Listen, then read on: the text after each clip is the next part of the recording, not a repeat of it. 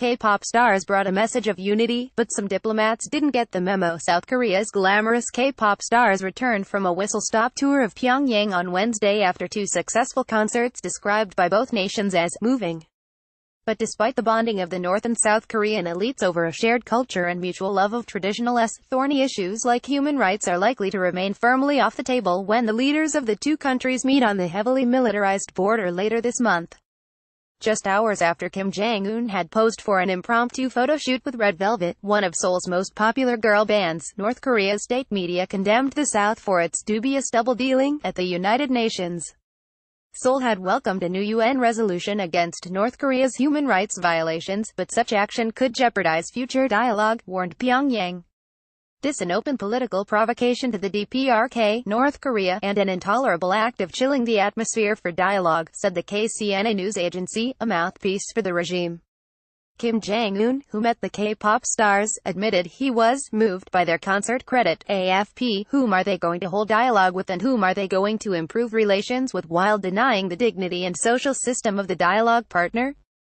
South Korea's Foreign Minister Kang Kyung-hwa responded on Wednesday that while Seoul maintained firm stance against the dire human rights situation in the North, the prospect of Moon discussing it with Kim at a landmark summit on April 27 was unlikely. In order to enhance dialogue, the topics that both sides have agreed upon will be discussed, said Ms. Kang. So to include it in the agenda of South-North dialogue, I think the government will need more preparation, she said. The week had begun on the more optimistic note of Kim Jong-un becoming the first-ever North Korean leader to attend a concert by visiting pop stars. The reclusive leader had even made a specific request, reported South Korea's media, asking to hear "Belated Regret," a popular ballad released in 1985. He later professed to being deeply moved.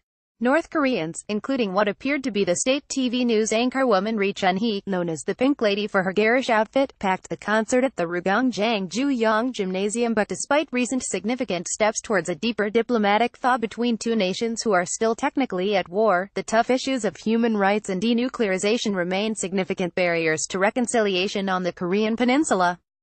While the North's elite enjoy K-pop concerts and many of the trappings of modern life in the capital, an estimated 120,000 political prisoners remain in sprawling gulags. A UN commission published a damning report in 2014, which concluded that North Korea was committing human rights violations without parallel in the contemporary world. U.S. President Donald Trump, who plans to meet Kim personally in May, has previously slammed his cruel dictatorship, using the stories of defectors to condemn the regime's human rights record. Over 30,000 defectors have settled in the South, many after escaping on a dangerous journey through China.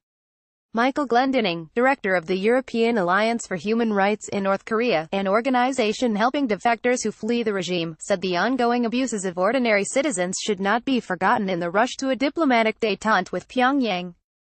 Kim Jong-un would do a great deal to show that his recent overtures to Seoul, Beijing, and Washington are predicated on a genuine desire for change by immediately improving the human rights situation in the country, he added.